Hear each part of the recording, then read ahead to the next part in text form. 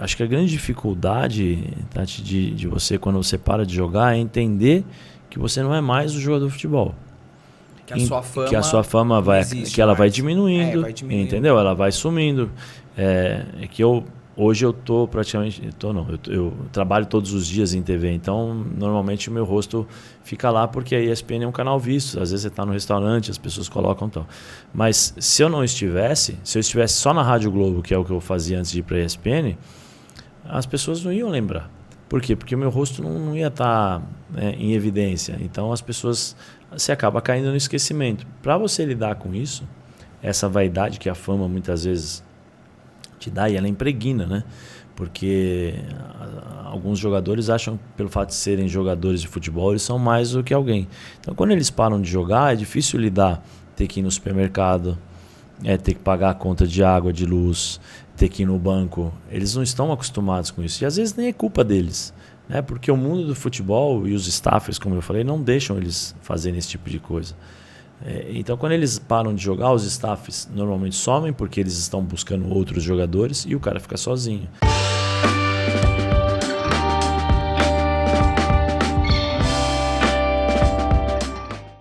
Nossa, é uma honra para mim estar aqui com o Zé Elias, uma estrela do futebol, mas mais que isso, ele é um cara que na vida real, ele é um cara que tem um coração do tamanho do mundo. Te agradeço, Zé Elias, por estar aqui comigo. Para mim é um prazer enorme, né? Primeiro que nós já conversamos um pouco em casa, né? Por conta do jantar que teve com a minha esposa. Mas é um prazer poder estar aqui, participar do seu podcast e contar um pouquinho da minha história junto com a sua, né? Muito, muito, muito obrigada. Zé Elias, eu queria começar te perguntando quem é Zé Elias? Bom, quem é Zé Elias? É um menino que saiu de Guarulhos com 5 anos de idade, começou a jogar no Corinthians, futsal. Aos 12 começou a jogar futebol de salão e campo no Corinthians. Depois passando por GM no futsal em São Caetano, continuando no futebol no Corinthians. E que aos 16 anos estreou no Corinthians profissional, dia 7 de setembro de 1993. E de lá depois desbravou o mundo, né? Acho que é o mais fácil para poder sintetizar aquilo que eu fui e que eu sou, né? Mas eu sou igual a você, sou igual a todo mundo, né? E é isso que eu gostei em você, a simplicidade. Quando eu conheci, eu nem imaginava que ele era o Zé Elias. E aí falaram assim, ele é o Zé Elias, ele é o Zé Elias. Eu falei, mas quem é o Zé Elias? E depois eu fiquei sabendo que ele realmente não é só uma estrela no futebol e sim na vida real.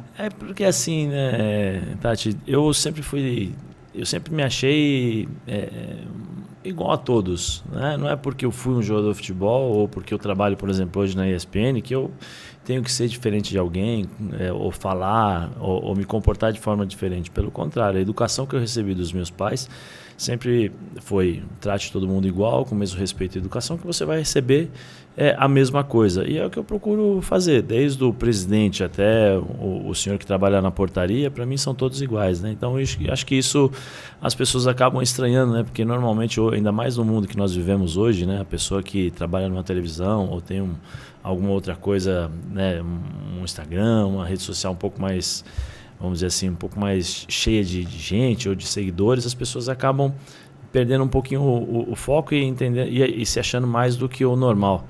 Mas eu sou igual a todo mundo, então acho que isso é o que as pessoas acabam estranhando, né? Porque falam, nossa, você assim, era legal quando eu tinha um Fusquinha 68. Essa história acho que eu não vou contar pra você.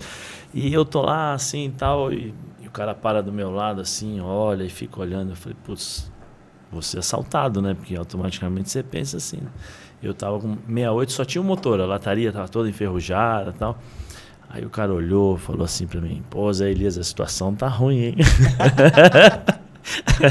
Falei, não, tá bom, tal. Mas eu acho que esse é o segredo da vida, né? Saber lidar com as situações da melhor forma possível e da forma mais simples, né? Que às vezes é difícil.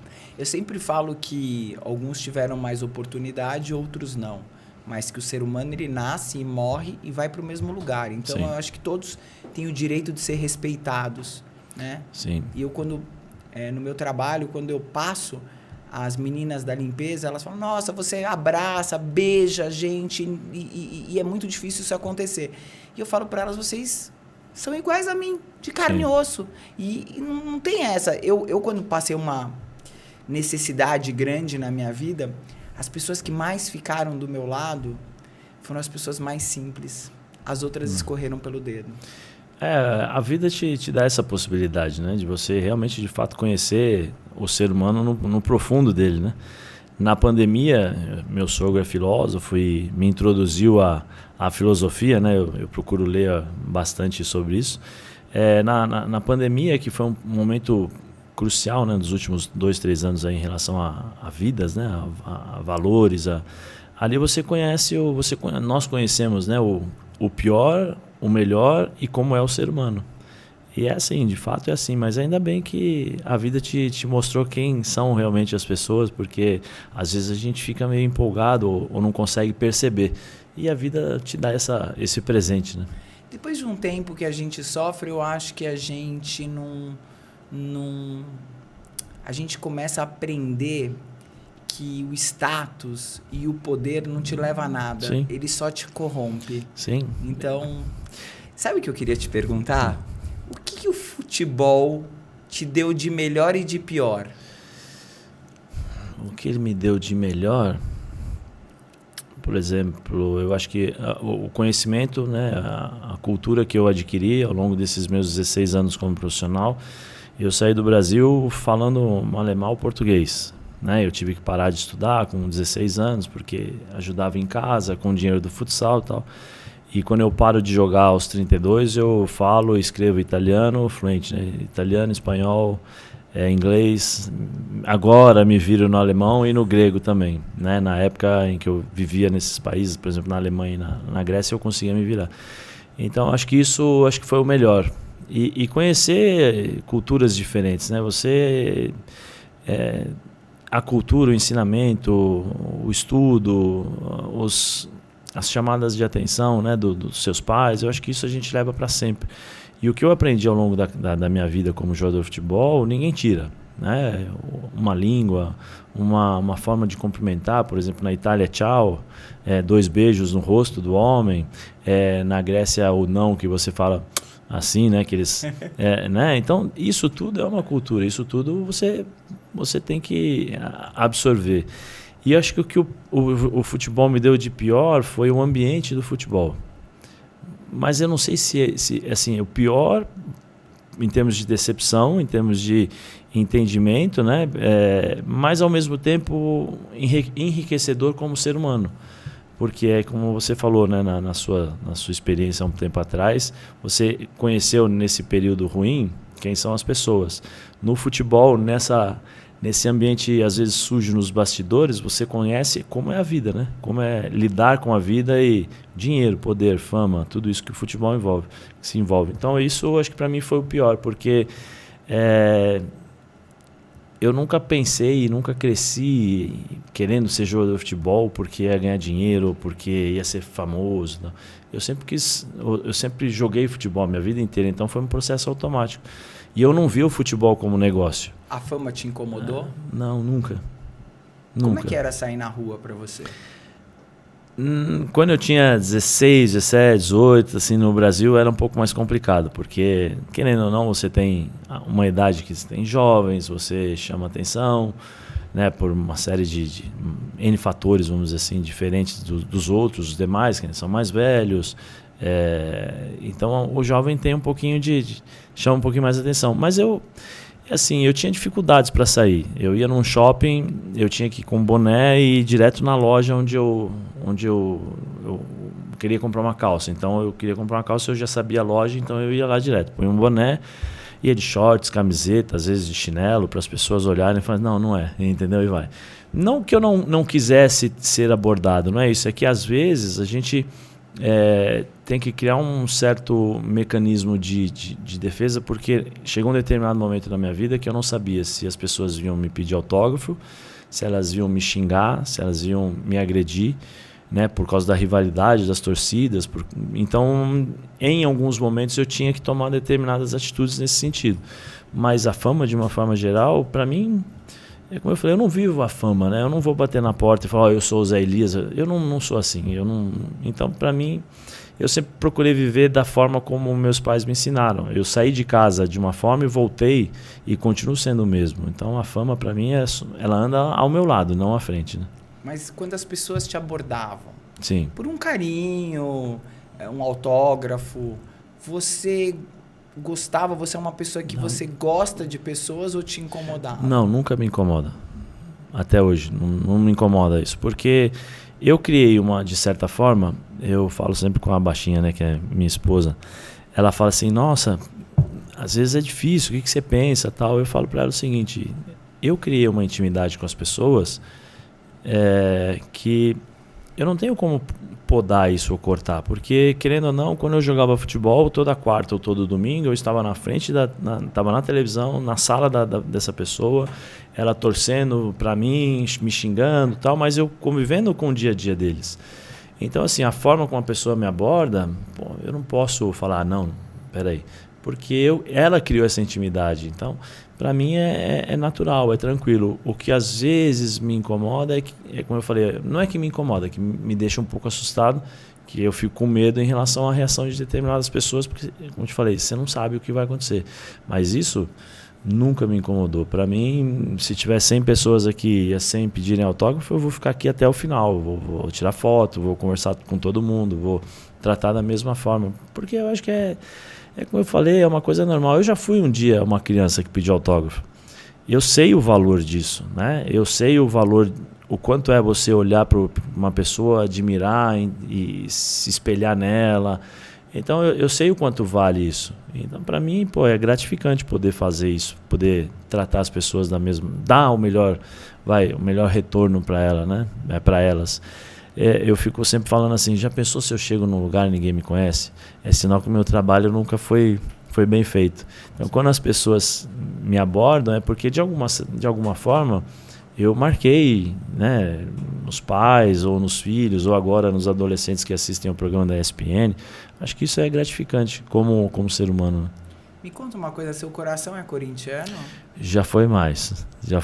Eu, como eu falei, entrei com 5 anos no Corinthians, saí com 19.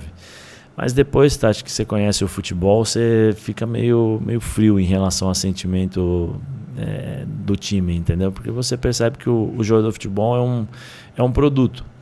E como eu falei da minha decepção, né, alguns minutos atrás, quando eu entendi que eu era um produto, isso me chateou. Eu trabalhei um tempo com gestão de modelos, né? Modelos brasileiras e internacionais. E eu não tenho vontade de voltar. Porque hoje em dia eu tenho as meninas que eu cuidei como filhas, mas elas eram produtos. E a autoestima delas caía lá embaixo, porque elas recebiam 350 mil nãos. É de fato muito triste. Eu acho que jogadores de futebol é um pouco parecido, mas eu sei que tem muita podridão nesse meio. Sim. O menino que é bom, o cara é bom, vou falar no português, claro, ele é fodástico, só que ele não tem um bom empresário. Como é que é essa máfia? Ele joga ou ele não joga? É difícil. Hoje você tem o QI e o QC. O QI é quem indica e quem contrata. Há um mercado hoje absurdo nas categorias de base dos times. Porque com a mudança da lei, né, a Lei Pelé, os meninos hoje de 10, 11, 12 anos, eles já têm empresários. Porque eles já começam a trabalhar com esses meninos com 10, 12 anos, para quando ele chegar com 16, 18, ele provavelmente já tem um contrato de gaveta assinado, ou até quando ele chegar no profissional, já está mais ou menos numa direção em que ele não permaneça no Brasil. É um mercado pesado, porque os pais abrem mão da paternidade, entregam a vida do seu filho muitas vezes na mão dos empresários, e aí sabe lá Deus o que vai acontecer, né? Hoje, como eu falei, você tem um menino de 10, 12 anos. Se ele não tiver empresário, ele não chega. Dificilmente ele vai chegar. O que acontece hoje? Existem aquelas escolinhas do Corinthians, escolinhas do São Paulo, escolinhas do Palmeiras, escolinhas do Flamengo. Isso aí nada mais é do que uma captação de atletas. Então você tem uma escolinha, a franquia da escolinha, e todo ano você tem um encontro dos melhores. Por exemplo, tem a escolinha da Lapa. Então o professor faz uma seleção dos melhores jogadores da Lapa na idade de 10, na idade de 12, na idade de 14. E leva para um encontro geral que vai existir, ou que deve existir, por exemplo, no Corinthians, no Palmeiras, no centro de treinamento e tal. E o que acontece? Aí há a questão dos olheiros. Então eles vão lá, pegam, fazem os jogos, né? Eles fazem os jogos entre eles. Esse aqui é bom, esse aqui é bom, esse aqui não é bom, tal. E já pega esse garoto. Só que quando esse garoto chega para conversar com o Corinthians, ele já tem um empresário. Porque nas escolinhas, eles já chegam nas escolinhas apresentados por empresários. Então, na verdade, o menino mora numa comunidade muito pobre. Sim. Vamos supor, outro dia eu fui num jogo na Paraisópolis. Os meninos jogavam muito. Mas um deles falou pra mim assim, ele destruiu literalmente o jogo. E tinham 2 meninos nesse jogo que já eram de times. E eu falei pra ele, mas o que aconteceu na sua vida? Ele falou pra mim assim, olha, Tatiana, eu fui pra Portugal, num time me deixaram sem comer. Eu passei o pior momento da minha vida e depois eu nunca mais fui chamado porque eu não entrei mais em clube nenhum. E o menino literalmente destruía. Ele era... Ele não tinha mais oportunidade. Ele falou que ele correu. E não conseguiu. Nada. Eu fiquei muito impressionada. Como é que você... O que acontece que esses meninos, eles têm que ir para uma escolinha? Por que eles não têm essa oportunidade? Normalmente, como eu falei, você acontece já com essa seleção natural nas escolinhas. Que é, eu falei, escolinhas entre aspas, é uma forma, as franquias de escolinhas de futebol dos times, que é uma forma de você captar os jogadores, né? Que eles falam captação de jogadores. Os meninos que não têm oportunidade de treinarem nessa escolinha, fica muito quase que impossível. Então, normalmente, aí tem os olheiros que aí os clubes mandam para determinados lugares. Às vezes para um jogo em Paraisópolis, mas às vezes um jogo em Heliópolis, às vezes em jogo nessas comunidades. Mas não é uma coisa corriqueira, não é uma coisa normal. A cada 15 dias você tem isso, a cada mês, de mês em mês. Porque normalmente essa captação já está sendo feita de outra forma. Então hoje você tem, por exemplo, antigamente você não tinha campeonatos de sub-15, você tinha os campeonatos sub-15, sub-17, sub-20, que era infantil, juvenil, júnior e depois profissional. Hoje você tem na televisão você tem campeonato sub-15, sub-17, sub-20. Por que isso? As pessoas, não, nós estamos vendo. Não, você não está vendo. Ah, legal, então não é isso. Há um comércio por trás disso. Antigamente você tinha a Copa São Paulo no começo do ano, que era a apresentação do menino para o Brasil. Hoje você não tem mais. Por quê? Porque nessa Copa São Paulo, quando os meninos chegam para disputar a Copa São Paulo, eles já passaram na televisão no sub-15, no sub-17, sub-20. Então ele já não é mais uma novidade, eles vêm sendo também acompanhados por outros times, por empresários. Então quando eles chegam na Copa São Paulo, o que virou a Copa São Paulo? Virou um mercado de jogadores. Porque você tinha 30 times para jogar em um mês. Hoje você tem 110, 120, 130 times para jogar em um mês. Começa dia 2 e acaba dia 25 de janeiro. Como é que um menino vai jogar a cada 2 dias, jogar o seu melhor futebol para que, vamos supor, que você possa ir lá no jogo e falar assim, esse menino está apto a jogar no Corinthians? Não tem condição. Emocionalmente vai ser muito difícil porque ali ele está jogando a vida dele. Então às vezes ele vai ter 45 minutos, 90, 30... para mostrar como é o emocional. Não jogou bem o primeiro jogo, tá bom. Daqui 1 dia e meio ele já tem que jogar de novo para poder ver se ele vai passar o turno. 1 dia e meio você não recupera, nem física nem emocionalmente. Um menino de 16 anos, 17, de 18 anos, você não tem.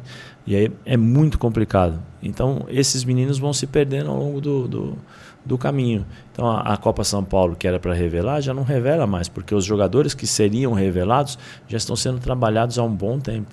Então tem muitas coisas que são feitas para justamente fazer o funil, para fazer o funil, mas esse funil já está decidido lá atrás. Antigamente você tinha um funil, hoje não, hoje o funil é ao contrário. né? É triste.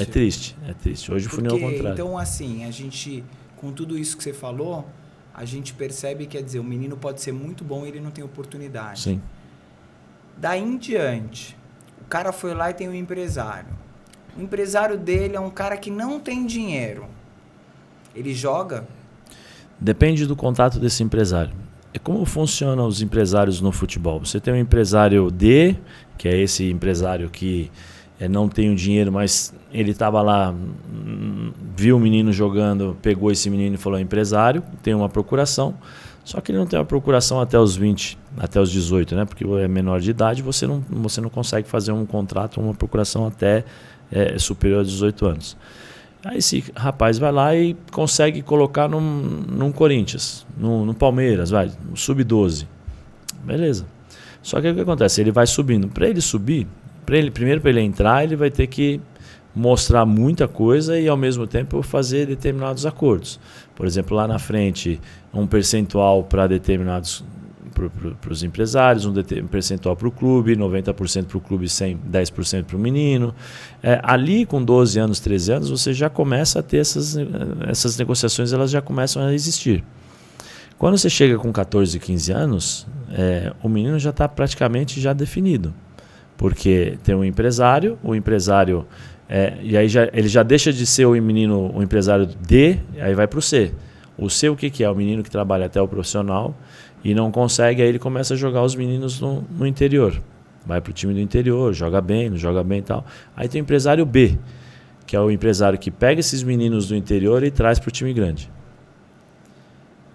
Então ele traz. Só que aí já tem empresário, tem diretor, né? Tem uma série de coisas aí que você tem que entender que para ele chegar. Vamos chegar ali, vamos chegar nesse. É porque eu conheci um jogador. Aí tem o empresário A, que é o empresário que vai tirar esse menino do B para levar para o A, que é para onde ele vai para fora do país. Então, para ele ir para fora do país, ele tem que passar por esse empresário, senão ele não sai.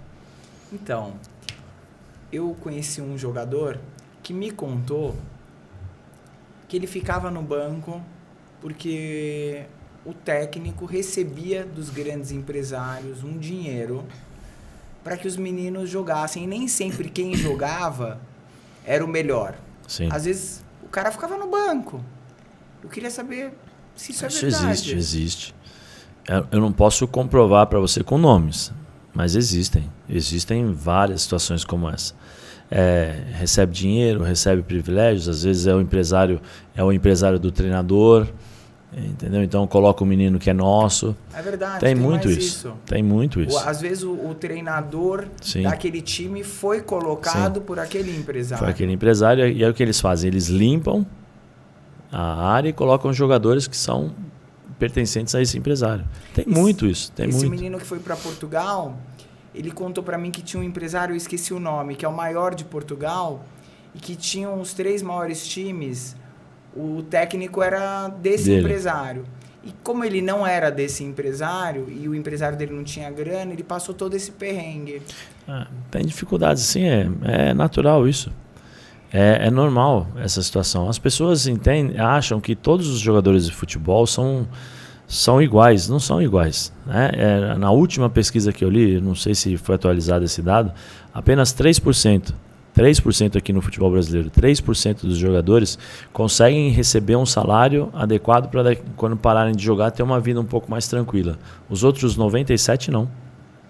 Então todo mundo acha que o jogador que está ali jogando no Corinthians é igual o Neymar, é igual o Ronaldo. Não é assim. Eles têm um bom salário, mas não é o bom salário que vai te dar a possibilidade de viver dos 30 até os 70 com tranquilidade. Até porque normalmente esses caras não estudaram. Eles não sabem o que fazer. Né? Então quando eles param de jogar, eles têm o bolo, mas ao mesmo tempo tem as indecisões. E o que eu vou fazer com isso? O que eu não vou fazer com isso? Às vezes tem alguns jogadores que investem durante a carreira, só que às vezes não conseguem investir bem. Então chegam no final da carreira com um investimento que não dá o retorno que eles esperavam e com problemas financeiros. Então tem uma série de questões aí para os jogadores que são situações bem difíceis para eles poderem administrar. E o mundo do futebol ele é cruel.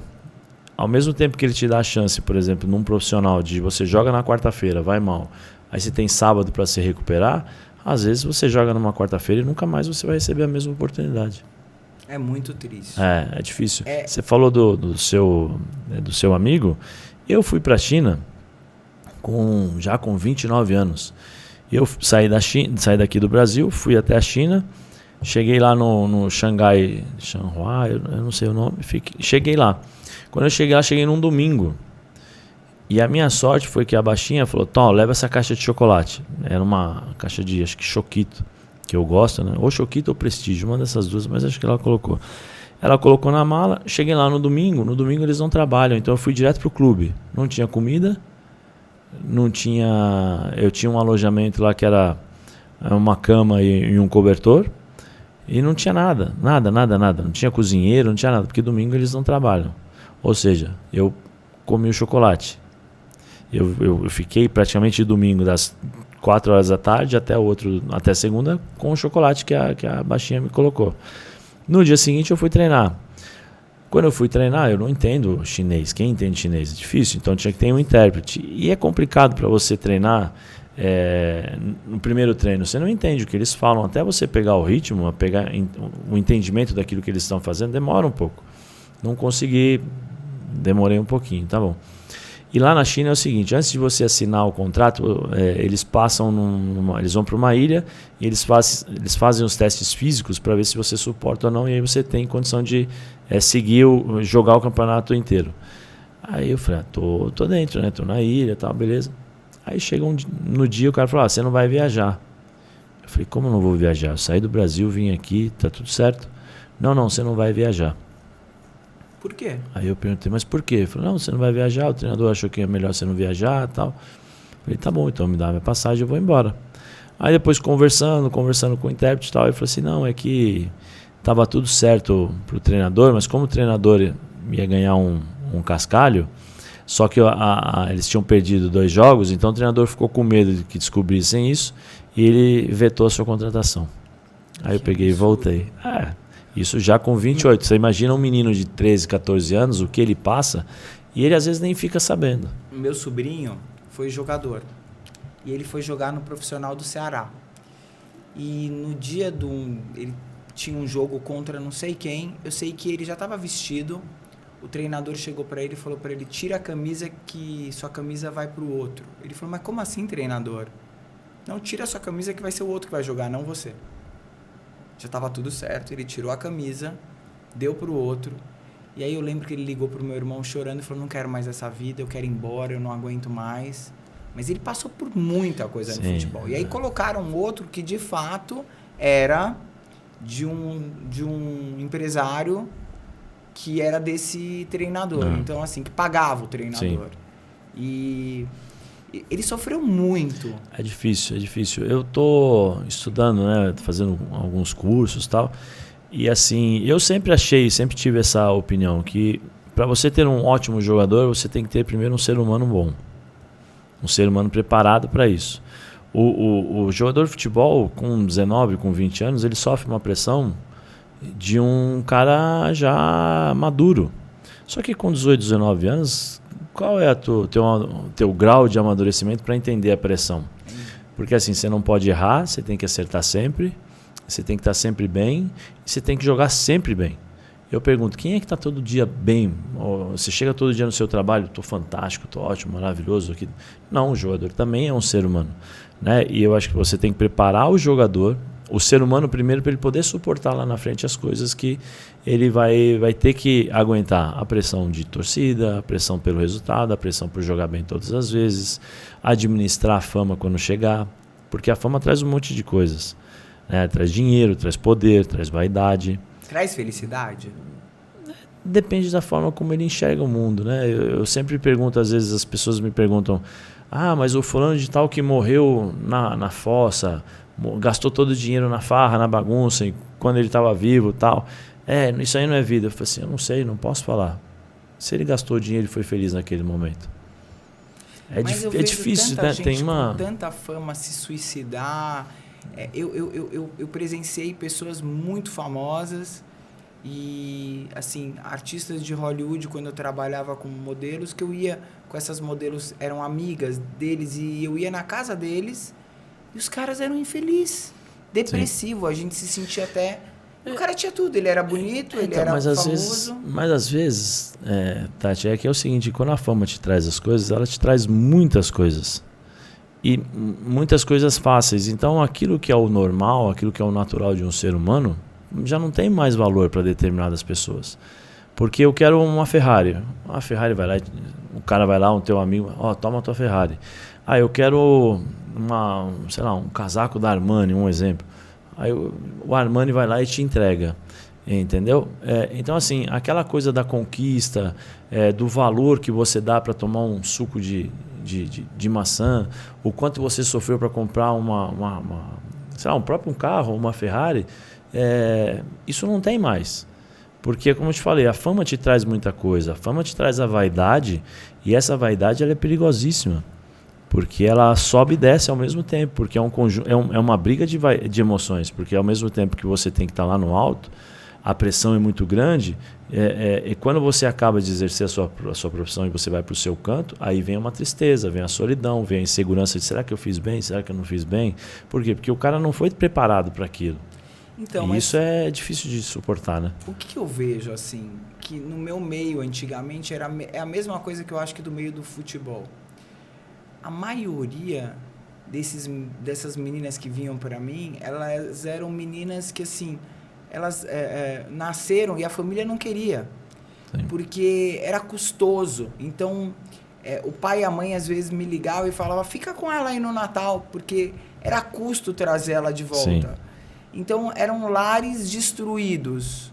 E eu acho que no meio do futebol deve ser meninos que vieram de lares também com muitos problemas. Com muito problema. Sim. Então, eu acho que todo problema que a gente tem vem da criação. É uma coisa eu acho que a maioria vem da criação, vamos dizer assim. Eu acho que a sustentação eu acho que a estrutura para você sustentar tudo isso é a criação.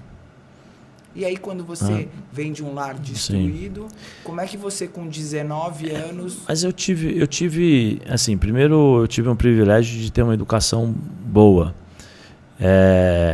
Eu muitas vezes não entendia o que meu pai falava, e a minha mãe, as broncas. Porque quando a gente tem 14, 15 anos, está na idade da aborrecência, acha que sabe tudo, né? E o pai quer corrigir. Meu pai naquela época... São épocas diferentes, cada um tem a sua forma, né? Tem alguns períodos que marcam. Meu pai era daquele jeito e às vezes a gente tinha muitos conflitos. Mas ainda bem que ele foi desse jeito comigo. Minha mãe foi desse jeito comigo. Mas aí tem um pouco também da cabeça do filho, de entender, né?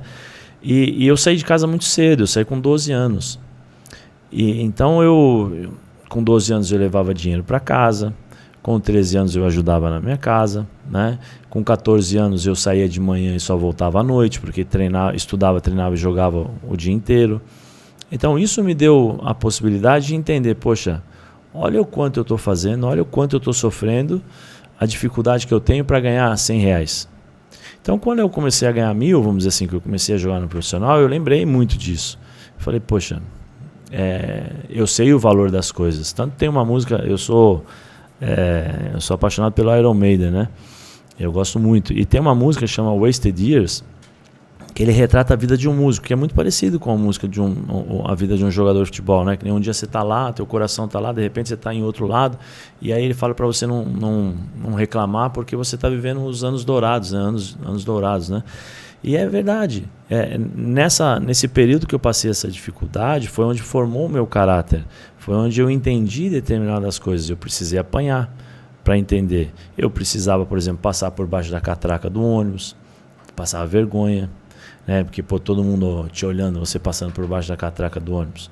Eu tinha 14, 13 anos de idade, 13 para 14, eu treinava salão no Corinthians, e subia a rua São Jorge, era umas 7h30, treinava das 6h30 até as 8h30, subia até a rua São Jorge, inteirinha, pegava Celso Garcia ali, pegava o ponto de ônibus, tinha um ônibus a cada 1 hora, eu saía dali, às vezes eu chegava a ligar para minha mãe, 9h30, 10 horas, mãe, não tem ônibus, está tudo lotado. Aí minha mãe vinha e me buscava. Mas normalmente eu pegava o ônibus ali e ia na porta, porque antigamente você subia por trás e descia na frente.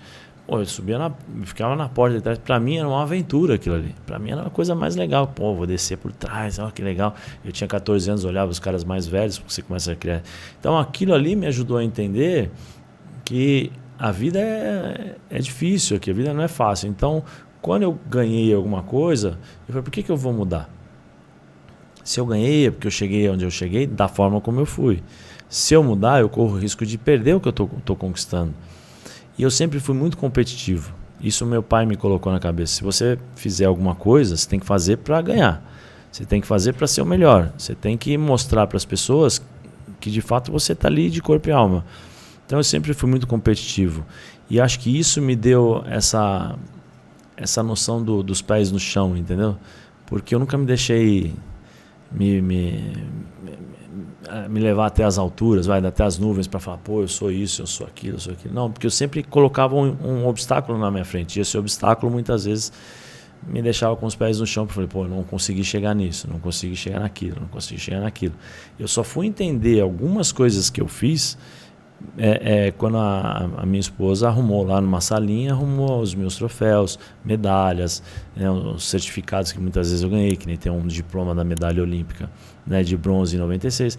Aí você vai começando a entender, poxa vida, por quê? Por que essa medalha é importante? Porque quantas pessoas disputam uma Olimpíada? Quantas pessoas se sacrificam para chegar até uma Olimpíada? Pô, eu consegui. Então isso tudo fez com que eu não deixasse a fama ou o ambiente me contaminar, né? E tem muitas pessoas que infelizmente não têm a estrutura do pai e da mãe. E a estrutura às vezes, por exemplo, dos staffs, né? Hoje você tem os staffs dos jogadores. Então você tem o empresário, o assistente do empresário, você tem o assistente do empresário, e aí você tem o rapaz que fica o tempo todo com o jogador, que é o assistente. Só que assim, como se prepara esse jogador mentalmente? Como é que você vai preparar a cabeça de um menino de 16 anos que até então só escutou o seguinte: se você não jogar ali, você vai jogar lá. Se você não jogar lá, eu vou te levar para outro clube. Não, você é bom pra caramba e o cara não consegue jogar. Você é ótimo. Não, que chuteira que você quer? Aí os meninos pedem, eu quero uma chuteira rosa com o símbolo da marca preta, com o meu nome escrito em azul e o número em amarelo. E se não levarem para ele essa chuteira, ele não joga. E aí ele fala para o empresário, pô, você não está me atendendo bem, eu vou trocar de empresário.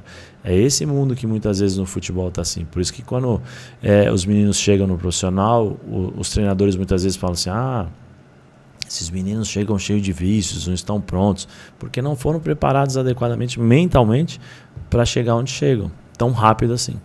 É triste isso, né? Porque tem uns que sobem e a fama sobe na cabeça porque ele não teve essa estrutura, e tem outros que nem você que com a dificuldade crescem. Sim. E aprendem a ser gente, né? Então é triste, mas eu acho que hoje em dia eu vejo, por exemplo, alguns grandes jogadores que eu mesmo vi as atitudes e falava, não gosto desse cara, olha a atitude dele. Depois eu fui ver que o cara abriu uma fundação, ajuda pessoas, e que aquilo que eu enxergava dele como pessoa era uma coisa errada, porque na verdade ele era uma pessoa que estava usando do que ele estava ganhando e da fama para ajudar outras Sim. pessoas. Porque uma coisa que você falou para mim aquele dia, o depois é muito difícil. Esse cara que ele ajuda, o cara que fica grande, porque como você falou, 97%, acho, não fica consegue. pequeno. E o cara que ele ajuda, que ele monta fundações e tal, depois talvez ele passe a viver disso, da felicidade de ver o outro feliz. Eu acho isso muito bonito. Sim. Mas, que nem você, saiu e foi para a ESPN, né? Você teve um degrau depois, mas muitos deles não tem, né? E aí o que acontece com a vida dessas pessoas? Então, aí às vezes alguns eles se transformam em empresários, né, durante a carreira, investem em algumas coisas, imóveis, franquias e tal, e quando não param de jogar vão trabalhar com isso. Às vezes eles não conseguem, às vezes sim, Mas acho que a grande dificuldade, Tati, de você, quando você para de jogar, é entender que você não é mais o jogador de futebol. Que a sua fama vai, que ela vai diminuindo, entendeu? Ela vai sumindo. Hoje eu tô praticamente, eu trabalho todos os dias em TV, então normalmente o meu rosto fica lá porque a ESPN é um canal visto. Às vezes você está no restaurante, as pessoas colocam tal. Mas se eu estivesse só na Rádio Globo, que é o que eu fazia antes de ir para a ESPN, as pessoas não iam lembrar. Por quê? Porque o meu rosto não ia estar em evidência. Então você acaba caindo no esquecimento. Para você lidar com isso, essa vaidade que a fama muitas vezes te dá, e ela impregna, né? Porque alguns jogadores acham que pelo fato de serem jogadores de futebol, eles são mais do que alguém. Então, quando eles param de jogar, é difícil lidar, ter que ir no supermercado, ter que pagar a conta de água, de luz, ter que ir no banco. Eles não estão acostumados com isso. E às vezes nem é culpa deles, né? Porque o mundo do futebol e os staffers, como eu falei, não deixam eles fazerem esse tipo de coisa. Então, quando eles param de jogar, os staffs normalmente somem porque eles estão buscando outros jogadores e o cara fica sozinho. Quando ele fica sozinho, ele não está preparado para aquilo. Ele tem o dinheiro, mas ele não está preparado para administrar esse dinheiro. E emocionalmente, ele fica perdido. Porque os caras que jogam futebol começam a jogar muito cedo. Então, com 8 anos, 7, 8 anos de idade, estou chutando, mas com 5 anos já estão jogando futsal. Eles jogam até pararem de jogar futebol. Então, eles passam a vida inteira fazendo isso. Quando eles param de jogar, eles olham para trás e falam, puxa, joguei a vida inteira, o que eu vou fazer daqui para frente? Porque eu não vou poder ir num campo de futebol, eu posso brincar, posso ir com os meus amigos jogar futebol, como tem jogadores que até hoje jogam. Mas não é minha profissão. No final do mês não vai cair 200 mil, 300 mil ou 1 milhão. No final do mês vai cair 5 mil, 10 mil, 15 mil do investimento que eu fiz. Como é que eu vou lidar com isso? Então você tem que lidar com a perda financeira, você tem que lidar com a perda emocional, e aí entra a questão dos problemas dos jogadores, que aí muitos começam a beber, usar droga, não a maioria, não a grande maioria, mas alguns, né, acabam tendo depressão muito forte. Então tem muitos problemas em relação a isso que os jogadores passam. A perda da fama é muito difícil. Isso é. Eu vejo isso, eu vejo com pessoas que... política, futebol, enfim, televisão. A pessoa começa a perder a fama, ela começa a se afundar. É uma coisa impressionante. Sim. Isso. E o pior ainda é que quando você não produz, em qualquer área, você é um ser humano e você não tem um foco, você não produz. Se você não produz, sua vida vira uma vida vazia. O cara tem que ser muito bem resolvido, né, para não fazer nada. Muito bem resolvido, porque viver é difícil, né? Sim, muito. Agora, sabe o que é? Você me contou uma história que ficou na minha cabeça. O futebol de salão, que você jogava para ganhar um dinheirinho para jogar o profissional. Me conta um pouco disso. Assim, isso lá, eu comecei em 82 no Corinthians. Eu tinha 5 anos, aí então eu jogava pelo Olivetti, que era o Grêmio Olivetti do meu pai. Meu pai trabalhava no Olivetti, final de semana eles jogavam... E eles jogavam no Grêmio e levavam os filhos para brincar lá nas quadras. Eles montaram um time, nós jogamos o primeiro ano. No segundo ano, eu recebi um convite para fazer uma peneira, um teste no Corinthians. E aí eu fui, fiz, aí fiquei. Meu primeiro jogo no Corinthians foi dia 22 de agosto de 82, contra o Paineiras do Morumbi. Lá no Paineiras nós ganhamos de 4-0. Eu sei porque... eu coloquei essa data na minha cabeça porque era aniversário da minha cachorra. Eu tinha uma Doberman, chamava Lady, e ela nasceu no mesmo dia, por isso que acho que me marcou bem. E aí comecei a jogar futsal. Com 12 anos eu comecei a jogar futsal e futebol de campo. Só que no futsal eu já ganhava alguma coisa. Ganhava material esportivo e às vezes R$300, R$400, dependia muito do diretor, o seu Samuel, né? Com 13 para 14 já mudou, porque aí com 12 anos eu já comecei a treinar no futebol de campo na categoria acima. Então desde os 12 eu sempre treinei acima. Quando eu tinha 13 para 14, no salão eu já comecei a ganhar um dinheiro. Dinheiro assim, mas era o quê? Uns R$800, R$700 pro dia de hoje. E mais o material esportivo. Com 15 para 16 eu fui para a GM, que é General Motors, lá em São Caetano, que aí sim eu já comecei a ganhar o dinheiro, né? Mas só que era bem sacrificante, porque eu treinava, eu tive que parar de jogar futsal, parar de estudar, então eu treinava de manhã e de tarde no futebol de campo, então eu saía 6 horas da manhã, 6h20, pegava o ônibus, treinava no Corinthians na parte da manhã, depois almoçava no Corinthians, treinava na parte da tarde e saía do Corinthians e ia até o metrô Carrão, Metrobras, baldeação, trem até São Caetano para jogar o futsal. Por quê? Porque o futsal naquela época era o responsável pela minha vida financeira, porque eu ganhava pelo futsal, então eu pagava a minha condução, a minha alimentação, e o que sobrava eu dava para os meus pais. E eu não tinha como parar de jogar. Ou jogava futsal ou não jogava campo, porque eu não tinha dinheiro. Meu pai, nós éramos em 3, né? Tinha minha irmã mais velha, eu do meio e meu irmão mais jovem. E então eu não tive essa opção. E o salão foi o responsável por isso, né? Por me dar essa base. Você ajudava a família. Sim, ajudava a família. Você, na verdade, jogava os dois. Você jogava à noite e o outro durante o dia. Nunca tinha folga. Porque quando eu tinha folga no salão, eu jogava no campo. Quando eu jogava no campo, às vezes eu tinha folga no salão. Até os 16 anos, você joga no salão só de final de semana. Ou no sábado ou no domingo. No campo não. No campo você joga de manhã, ou você joga no meio da semana, tal, né?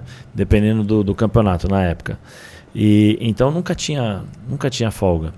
Eu estreiei no Corinthians dia 7 de setembro de 93. Meu último jogo no futsal foi dia 5. Nossa, não acredito. Dia 5, eu joguei na GM, dia 5 de setembro à noite. Os caras, o Reinaldo Garcia, né, que era o treinador, falou: você tá louco, você vai jogar sexta-feira, né? Sábado você vai jogar no... Eu falei: mas eu tô aqui, enquanto eu não jogar, eu tenho que ficar aqui, pô.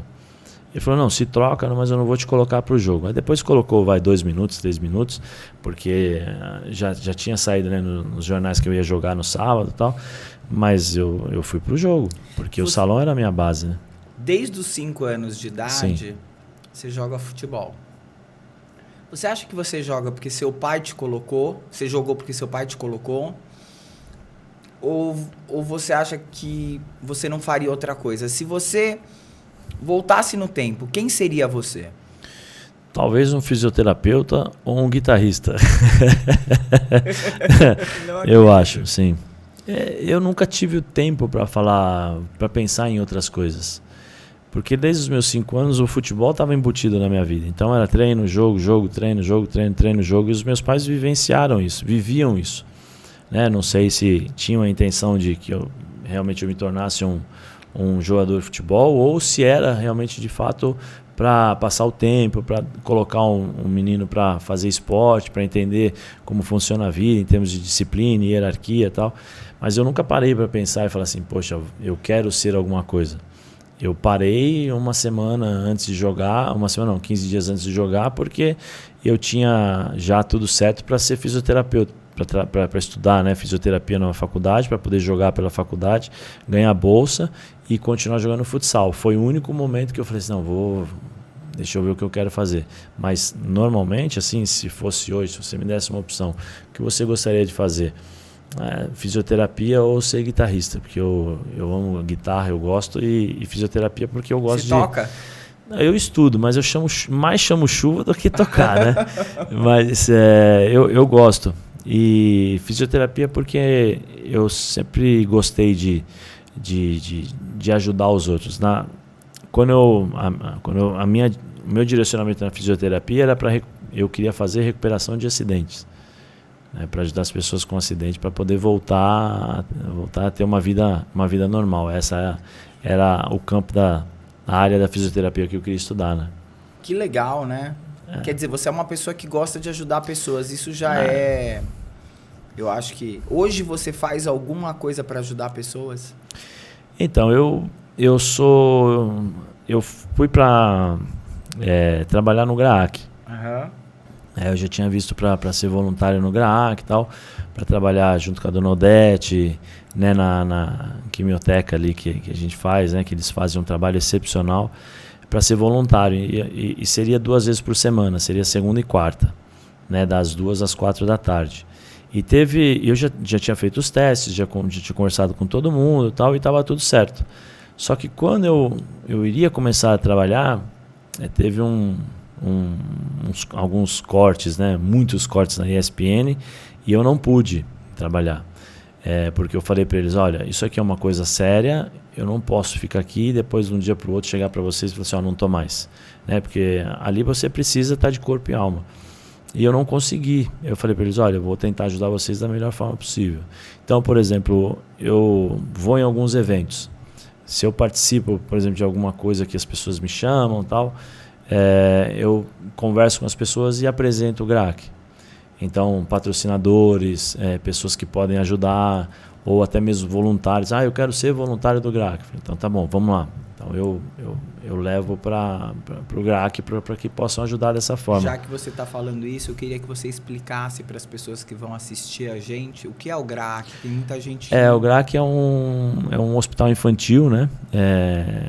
Sem fins lucrativos, que é o Hospital do Câncer, né? Para os meninos, para as crianças. Então, é um hospital que começou lá atrás, né, com o Dr. Sérgio, numa casinha, e hoje é uma das referências de câncer infantil no Brasil e no mundo.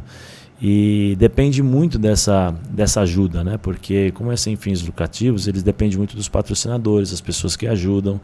Então, quem quiser pode ir lá conhecer, que vocês vão ser impactados pelo trabalho excepcional que eles fazem.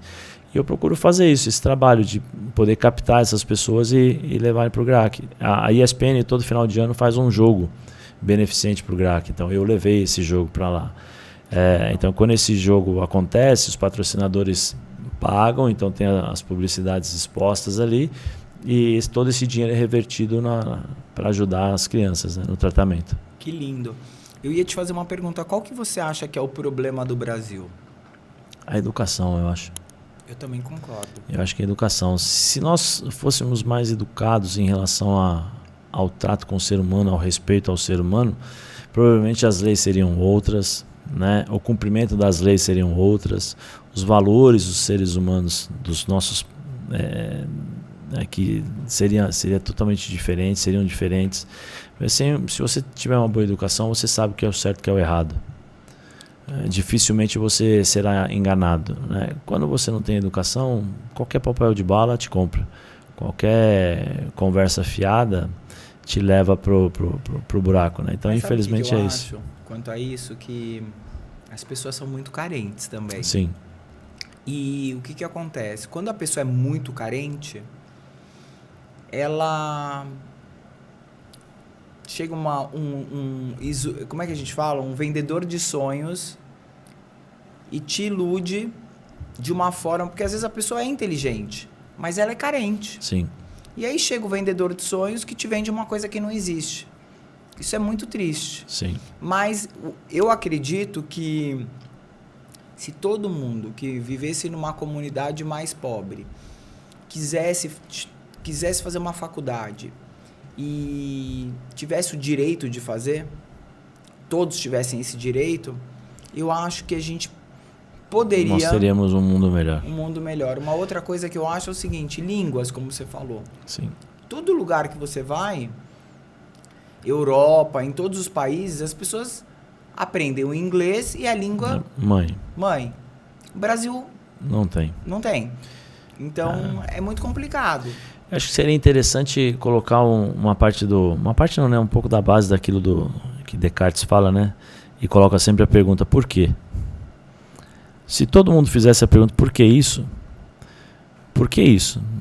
Por que está acontecendo isso? Por que eu tenho que fazer isso? Por que ele está fazendo isso? Qual é o desenrolar disso? Eu acho que isso seria importante, né? Nós possibilitarmos as crianças de terem um entendimento real daquilo que é a vida. Né? Dentro daquilo que é o seu segmento, do seu crescimento natural, né? Menina com 5 anos aprendeu que é coisa de 5 anos, de 6 anos, 6 anos, 9, de 10, 12. Só que infelizmente a gente não tem isso, nós sabemos disso, que a nossa educação pública tem uma defasagem muito grande, né? As necessidades hoje elas mudaram. No passado, um passado lá atrás, só os pais trabalhavam. Hoje o custo de vida ficou muito alto, então o pai e a mãe trabalham. Muitas vezes os pais que seriam importantes na formação dos filhos entregam essa missão para o filho mais velho, ou se não para os meninos da rua, muitas vezes ensina. Então os valores eles acabam se perdendo, e aí fica muito mais fácil para acontecer isso, né, dos vendedores de sonhos iludirem essas pessoas. E aí quando se dão por o que está acontecendo, aí já é tarde, né? Exatamente, eu também acho. Agora, você me contou que você era um cara que não gostava de estudar, né? Eu não gostava de matemática, física e inglês. Isso eu não gostava. Eu sempre tive problemas com matemática, física e inglês.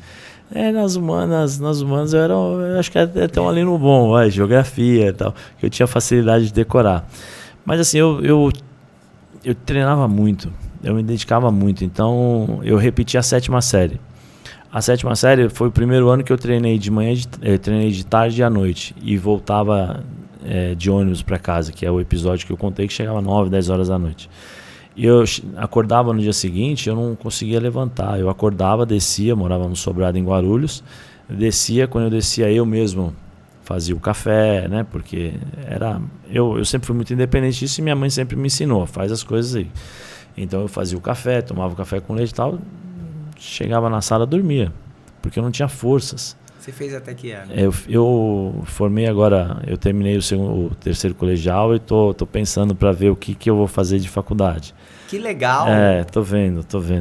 Eu tô estudando para um curso de treinador da Argentina, né? E eu tô lendo alguns capítulos de neurociência que fala, né, como é que funciona e tal, e eu gostei bastante. Não sei como é que vai funcionar, vou me informar agora, porque é recente nesse estudo, para ver o que eu posso fazer, mas vamos ver. Você faria o quê? Qual que são suas vontades? As minhas vontades, essa coisa da neurociência me despertou uma curiosidade muito grande, porque através da neurociência agora, desses capítulos que eu estou lendo, eu entendi muita coisa do que eu fazia no passado. Né? E é muito legal você entender lóbulos frontais, amígdala, tálamo, hipotálamo, quais são as funções. Poxa, caminho curto, caminho longo, isso tudo, poxa, para mim é uma coisa nova, mas que o que eu estou estudando foi o que eu aprendi, o que eu aplicava lá atrás. Então eu consigo entender, como é que é um jogador, porque eu falei outro dia para a baixinha, né? Ela ficou brava comigo, começou a dar risada. Eu falei, calma que vai chegar lá. Que eu comecei a falar, tal. Eu falei para ela, você sabia que os jogadores de futebol estão entre os 5% da população mundial mais inteligente? Ela me olhou assim, começou a rir e tal. Eu falei assim, sabe por quê? Porque o jogador de futebol, numa partida de 90 minutos, toma mais de 2 mil decisões. Nossa. Porque não é simplesmente... Uma coisa é você brincar, outra coisa é profissional. Então você tem que receber essa bola. Como é que você recebe? O que você vai fazer? Posicionamento tático. A dificuldade do seu adversário. Qual é a força que você vai colocar na bola? Né? Isso tudo o teu cérebro calcula em frações de segundos. Né? Eu estava lendo a amígdala, você chega em 1/8 de segundos, chega a decisão na amígdala. Depois no hipotálamo ou no tálamo 4,8 milésimos de segundos, assim, são 120 milésimos de segundos.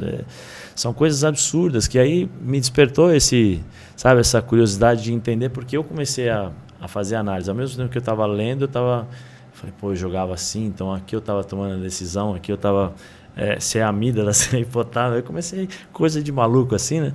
Mas isso me despertou, eu não sei ainda, vou conversar um pouquinho com a baixinha, me informar o que eu preciso fazer. A baixinha vai te ajudar nisso com certeza. Vai. Gente, a baixinha, minha grande amiga, esposa do Zé, uma pessoa maravilhosa e a maior ginecologista do Brasil. Eu nunca vi um fenômeno igual. Eu posso falar uma coisa? Vou fazer uma propaganda. Ela não gosta de falar, mas eu falo. Ela foi a número 1 no Tego. Ela foi a maior nota do Brasil no Tego. Ela foi a única mulher de fora a entrar na USP. Não existia isso, ela quebrou essa barreira. Então, assim, ela é uma guerreira, ela é um exemplo. Né? Eu falo para ela que ela é um exemplo para todos nós dentro de casa. E espero que um dia os meus filhos possam seguir. Primeiro o exemplo dela, que o meu é meio mais complicado. Mas ela é você usa um termo, né? Fodástica. Ela é fodástica. demais. Ela é demais. E sabe o que é engraçado? Que eu conheci ela, não sabia que ela era casada com você. E, na verdade, como eu falei, a gente chega na sua casa e vocês são um casal tão legal.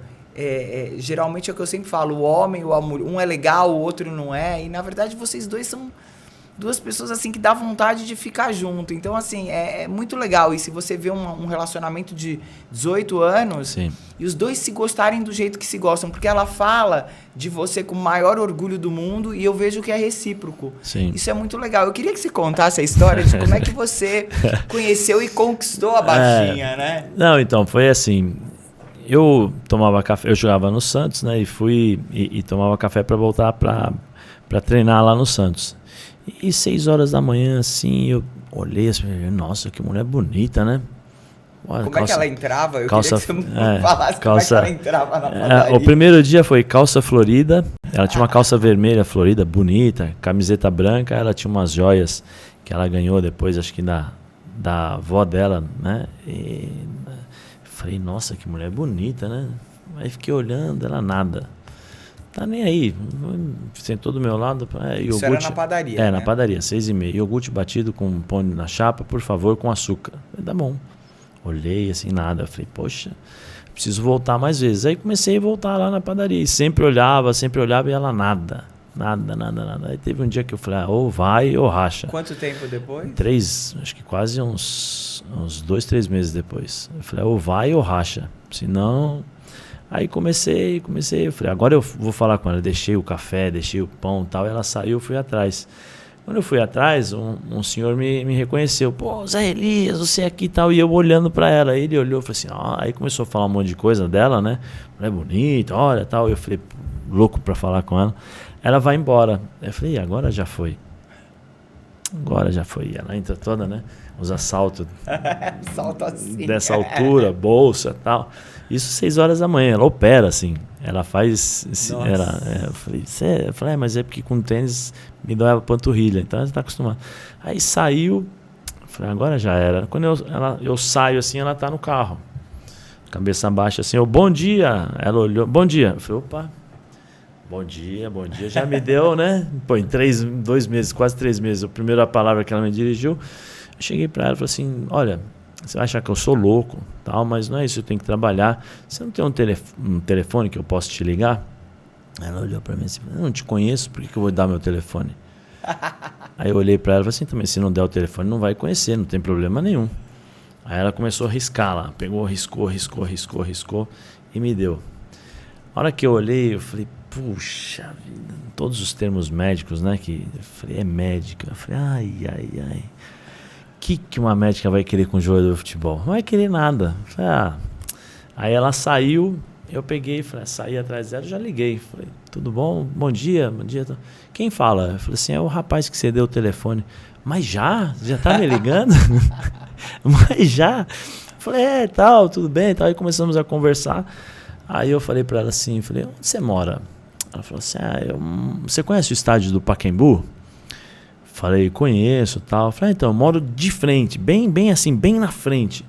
Eu falei, eu trabalhei muito lá. Ela falou, você trabalhou? Eu falei, trabalhei aonde? Ela falou, aonde? Eu falei, Ela falou, na administração?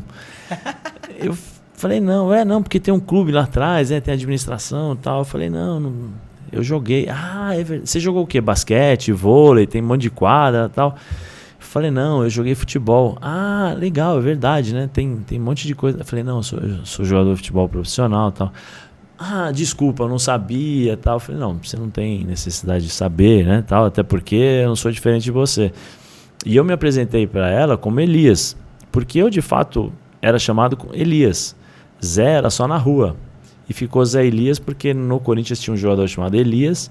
Então, colocaram um Zé para diferenciar. E eu falei, Elias tal.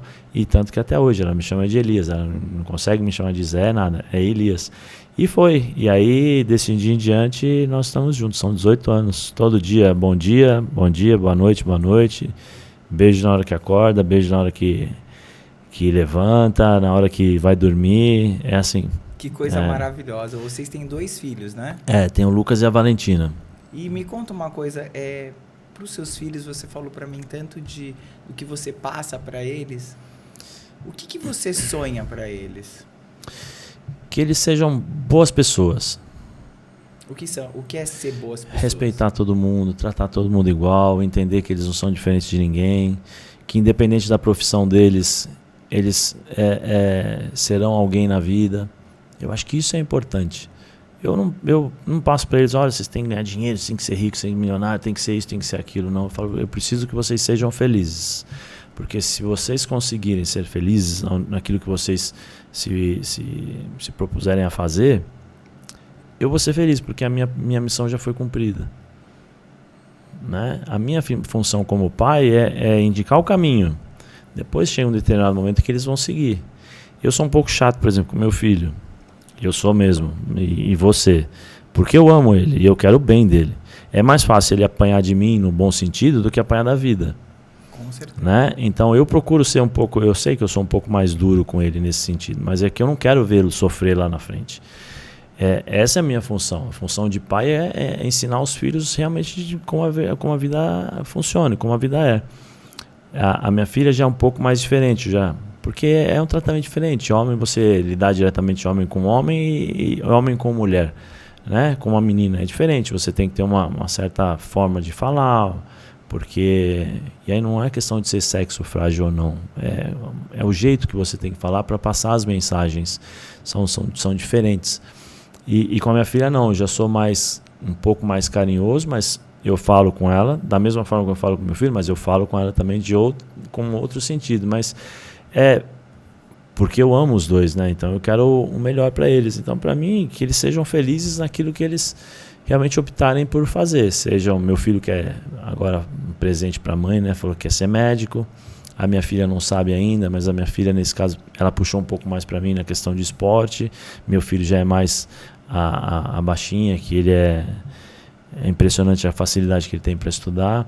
Mas o que eu procuro fazer é isso, é que eu desejo que eles sejam felizes e antes de tudo, que eles sejam boas pessoas, né? Ser humanos decentes, honestos. Acho que isso é o mais importante e acho que é a missão mais importante dos pais. Com certeza. Lá em casa eu tenho 4, né? E eu sempre fui muito liberal.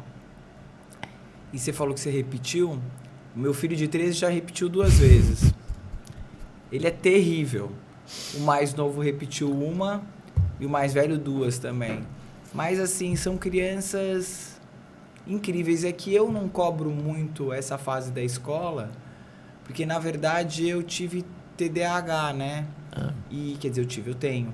E eu estudei numa escola de crianças especiais, até o 8º ano. Uhum. Então, eu nunca gostei de estudar. Nunca foi meu forte. Mas... E aí, eu não pego muito no pé deles. O pai fica bravo comigo. Mas eles se tornaram, acho que por eu ser amiga, eles se tornaram crianças maravilhosas, porque sempre foram meus melhores amigos. Sim. E... Cada um tem um jeito de criar, né? Sim. Eu acho, mas eu acho que a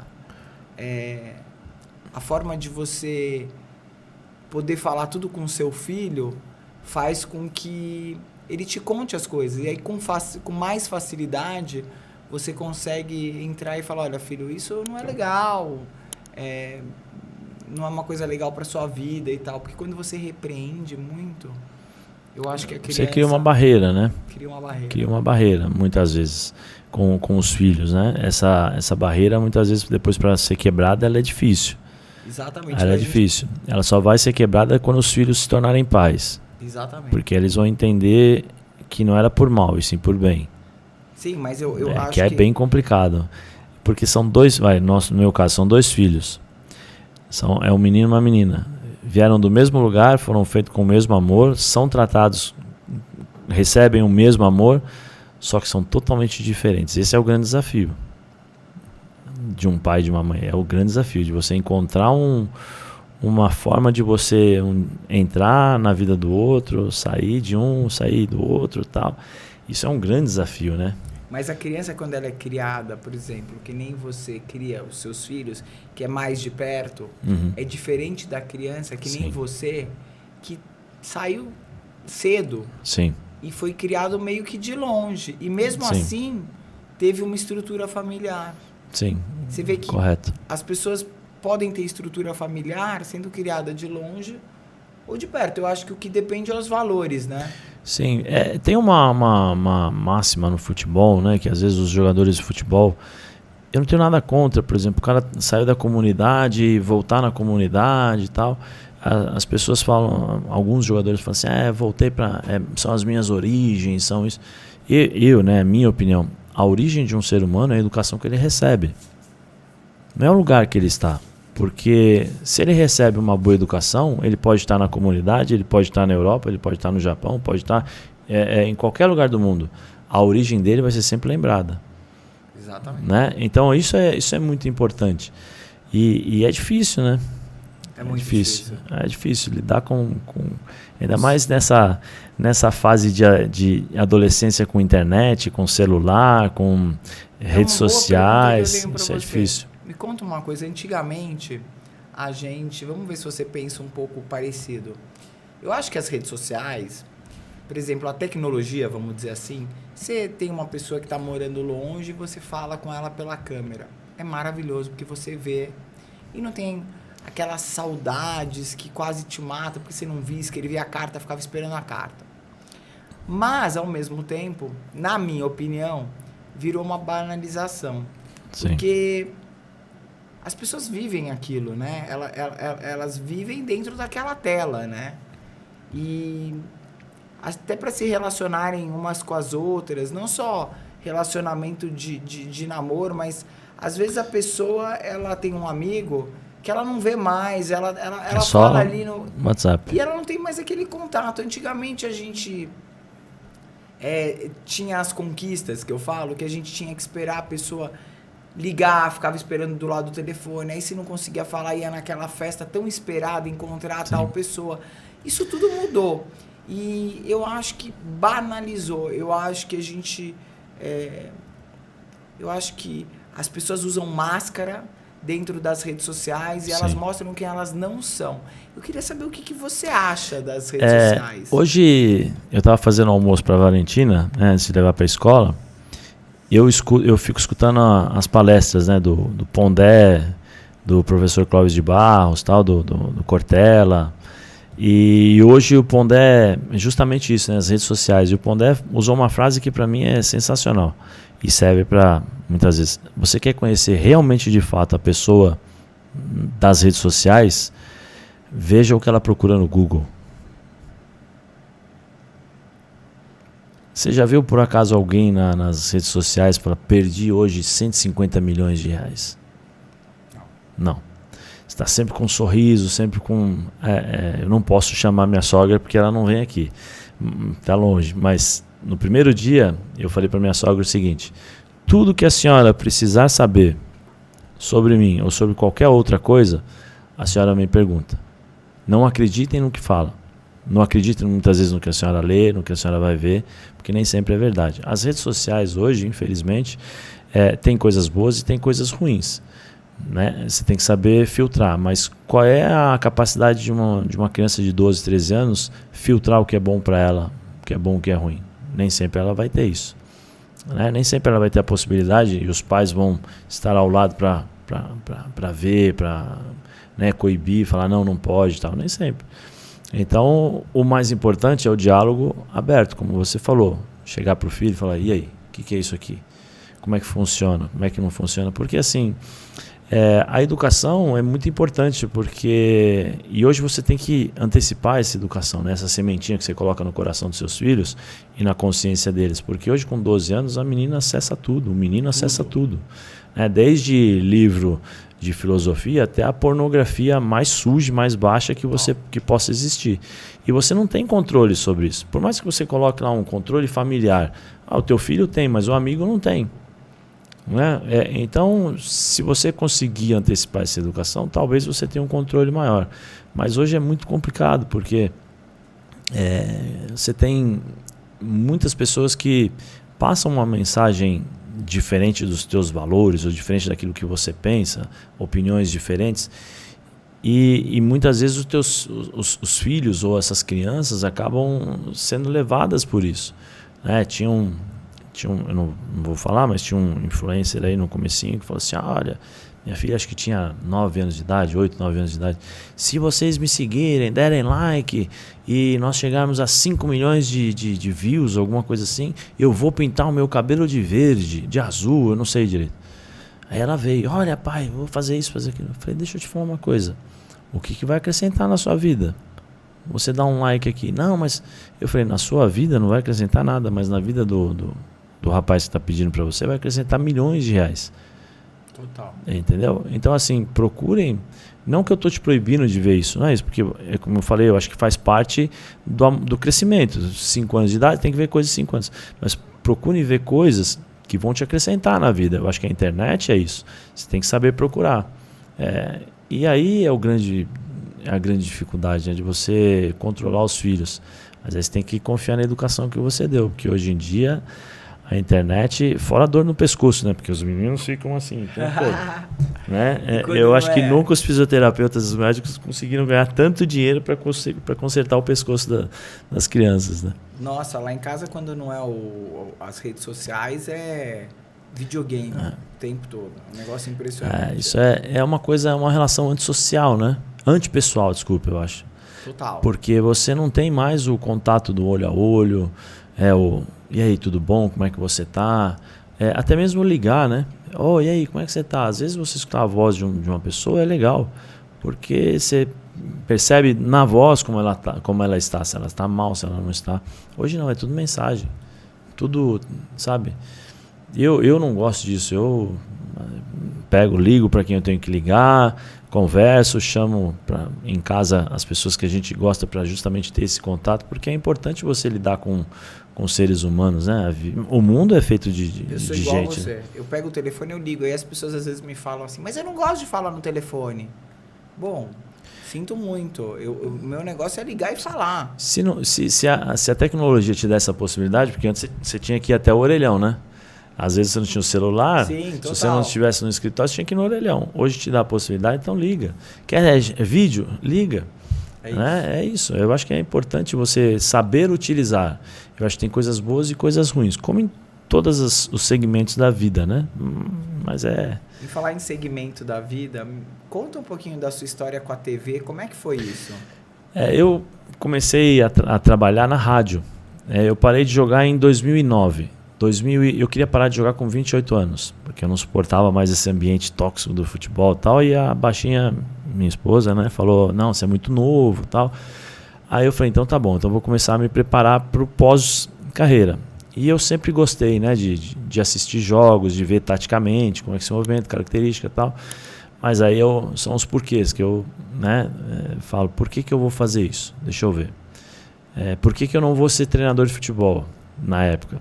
Viagem, nunca estar em casa, uma responsabilidade, a primeira a chegar no clube, a última a sair, porque você tem que analisar treino, não é isso que eu quero.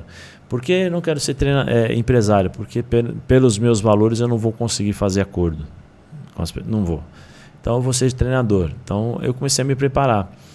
E aí quando eu parei de jogar, eu já tinha trabalhado na Rádio Record, a Copa de 2006, depois um período na Rádio Globo. E aí eu voltei a jogar futebol, e quando eu parei de jogar eu liguei antes de parar, né, liguei pro Leonardo Stamilo, falei, Stamilo, vou parar de jogar, queria saber se vocês ainda querem a minha presença aí na rádio. Ele falou assim, não, pode vir que você trabalha aqui com a gente. Aí comecei a trabalhar na Rádio Globo, isso foi em 2009. Em 2014, de 2009 a 2014 eu frequentava muito, por exemplo, alguns programas de TV. Na época tinha o Arena Sport TV na Sport TV, tinha o Cartão Verde e tal, tinha alguns programas da ESPN, mas em 2014 eu fui para a ESPN. Eu participei de um programa, eles me chamaram, falaram, olha, nós vamos passar a Copa do Mundo aqui, nós gostaríamos que você trabalhasse conosco. Eu falei, tá bom. Aí comecei a trabalhar, eu fazia... O nosso programa era o programa central, né? Porque tinha a Copa do Brasil, a Copa do Mundo aqui no Brasil, então o central era em São Paulo e eles distribuíam os sinais, porque tinha sede no Ceará, tinha sede no Rio Grande do Sul e tal. Então eu começava o programa 8 horas da manhã e só Deus sabia quando ia acabar, porque eles iam passar todos as sedes e a gente tinha que esperar. Então, às vezes eu fazia programa das 8 às 2, das 8 às 12, né, das 8 ao meio-dia, às vezes das 8 até às 3, porque a gente tinha que rodar e tinha jogo de seleção, cobrir. E saía de lá e fazia a Rádio Globo.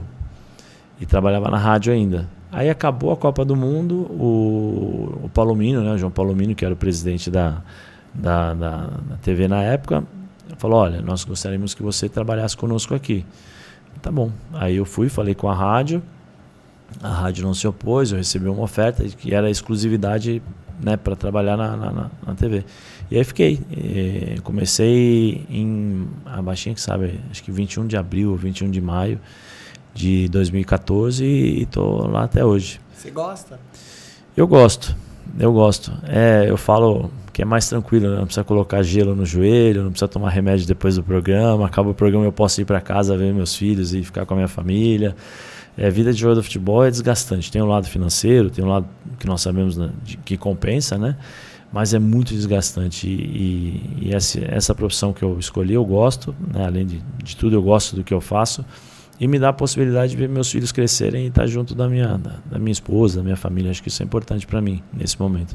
Sim, é maravilhoso. Me fala uma coisa, entre egos, você lidar com isso nos dois. Sim. O que você acha que é diferente do jogador de futebol para o cara que está lá na televisão e ficou famosão? O dinheiro, a conta bancária. É isso, a diferença é essa. Porque o ego é o mesmo, a vaidade é a mesma, né? Que é o poder, a sensação de poder que você tem através da fama. Só que assim, o jogador de futebol tem uma conta bancária mais vantajosa, mas não tem a longevidade do jornalista. O jornalista muitas vezes tem uma longevidade que o jogador não alcança. São basicamente essas diferenças que eu vejo, as maiores diferenças. Depois é tudo igual. O jogador, a vaidade, o poder, eu sou tal, eu sou fulano de tal, eu faço isso, eu faço aquilo. Eu que dei a notícia, fui eu que fiz o gol, eu que decidi, não, fui eu que peguei o contato, a fonte. É tudo da mesma forma, são formas diferentes, mas a finalidade é a mesma. E o que você acha que eles têm de parecidos?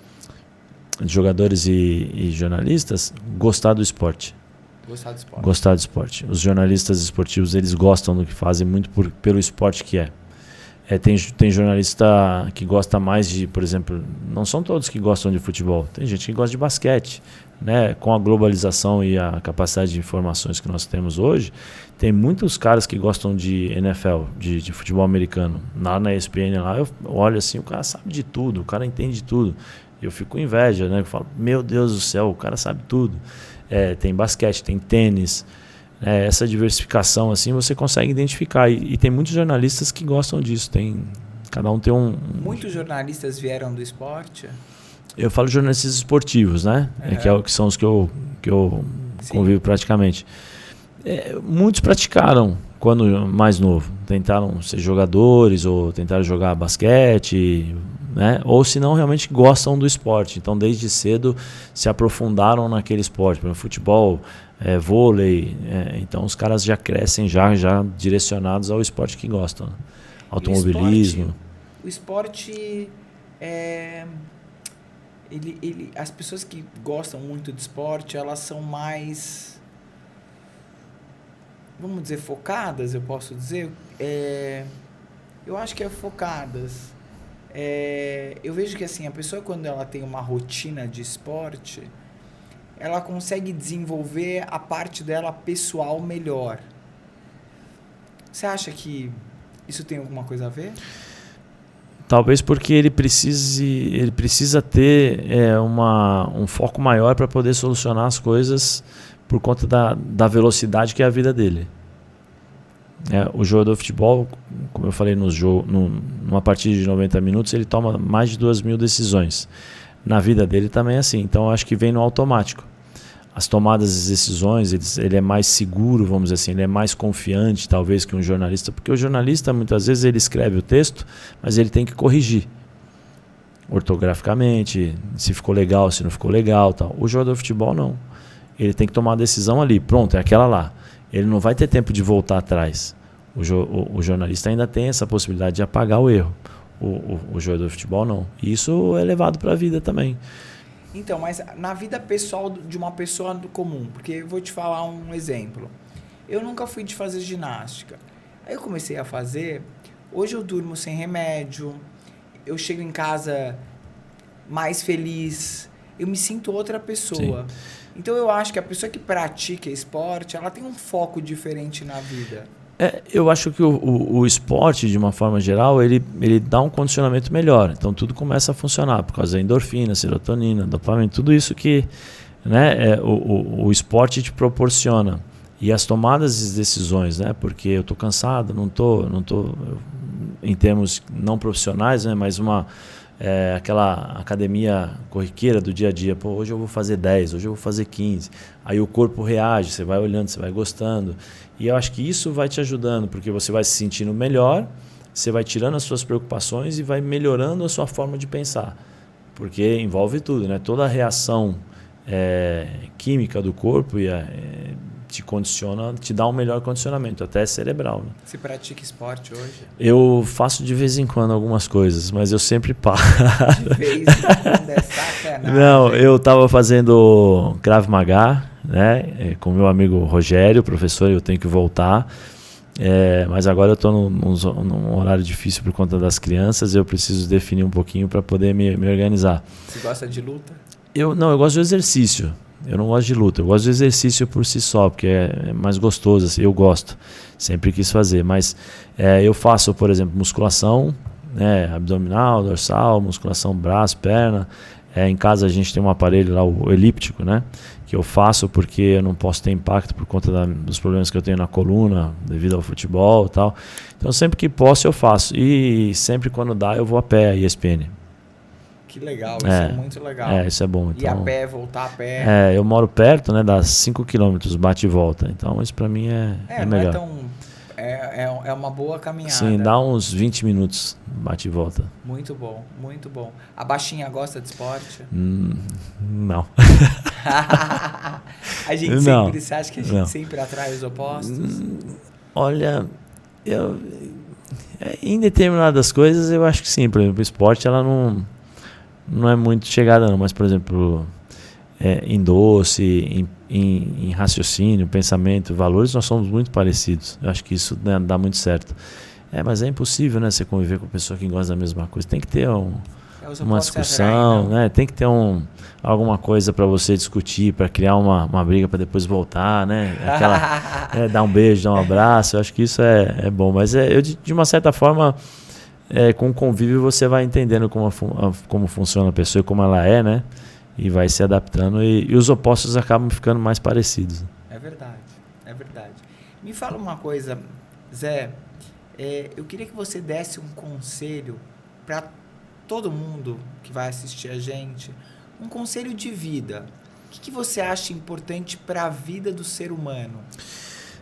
Eu vou falar o que um treinador sempre falou, e isso também tem muito no futebol, né? Nós iremos morrer e não iremos conhecer tudo que a vida pode nos proporcionar. Então, se preparem, estudem. Entendam que a vida é uma constante evolução. Né? Ontem você era de uma forma, hoje você já é de outra. Todos os dias quando nós acordamos, nós somos diferentes. Por aquilo que passou um dia anterior, uma semana anterior, 10 dias atrás. E eu acho que a capacidade do ser humano de entendimento ela é muito, muito grande. Então o que eu posso dizer é: estudem sempre, entendam que a vida é um constante aprendizado e agradeçam a Deus pela vida que nós temos. A saúde, eu acho que isso é importante, porque às vezes a gente esquece que Deus existe. E vejam o lado bom até das coisas ruins, né? Porque viver é difícil, né? É o que a gente falou. Para tudo tem um ensinamento. Normalmente a gente aprende mais nas derrotas, mais nas pancadas. Porque quando você ganha alguma coisa, você está muito feliz, você não presta atenção muito como foi, né? Porque você está tão feliz, tão empolgado. Eu vou levar isso para o futebol. Quando você ganha, muitas vezes você não vê os erros que você comete no campo. Você só vai entender quando perde. Né? Quando você perde, perdi, eu tenho que fazer alguma coisa, o que aconteceu tal, mas não é isso. Você aprende na derrota e você aprende na vitória. Depende da tua vontade de entender a vida como ela é. Eu comecei essa entrevista te perguntando quem é o Zé Elias. Sim. Agora eu quero perguntar para você quem se tornou o Zé Elias e o que ele quer deixar para esse legado. Eu acho que eu me tornei eu mesmo, né? Eu continuo sendo o mesmo. Simples, é o menino que saiu de Guarulhos, da mesma forma que se você falar para mim, vamos de Fusca, eu vou gostar. Se você falar para mim de Ferrari, não, eu prefiro Fusca. Esse sou eu sou o cara simples que gosta das coisas simples. E o maior legado que eu posso ter é as pessoas um dia falarem para os meus filhos, aquele lá é o teu pai. Isso acho que é o maior legado que eu posso ter. Aquele lá é o teu pai. De fato é isso que você falou, porque quando eu conheci o Zé Elias, eu falei, vamos lá no meu podcast, eu tô começando. Ele já de cara falou, eu vou. Então, isso é muito legal. Não perguntou, mas me dá o seu link aí, eu quero ver quantas visualizações, ou enfim. Já de cara você falou, eu vou. Não, mas assim, eu sou igual a todo mundo, não tem porquê. É difícil as pessoas entenderem isso, mas quem somos nós? O que eu sou diferente dos outros? Quando eu morrer, eu vou ser igual a todo mundo. Eu vou pro mesmo lugar, então assim, não tem necessidade nenhuma. Eu tô aqui, tô aprendendo. Muito legal. E um conselho para quem quer ser jogador de futebol? Estudem, porque o futebol passa rápido. Se você não estudar, você tem que estar preparado para aquilo que vai acontecer. E só estudando, e acho que é o que vai te dar uma possibilidade de um sucesso maior daquilo que o futebol pode proporcionar. Porque às vezes tem jogadores bons e sozinho, né? Eles vão sozinhos, por natureza é impossível de brecá-los, né? E outros não. Então esses que ficam muitas vezes pela metade do caminho, estudem. Futebol nem sempre é aquilo que vocês assistem na televisão de sábado e domingo, resumindo em 90 minutos. Não é maravilhoso e não é o arco-íris, né? Não.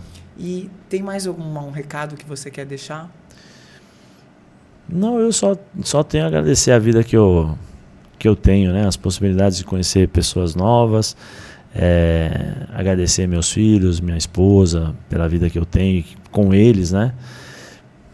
E espero que eu possa ter acrescentado alguma coisa aos seus, né, as pessoas que irão assistir essa conversa que a gente teve aqui, porque eu acho que é legal, é gostoso conversar e passar opiniões, passar experiências. Às vezes as pessoas aprendem um pouquinho, ou entendem, ou começam a te enxergar de outra forma.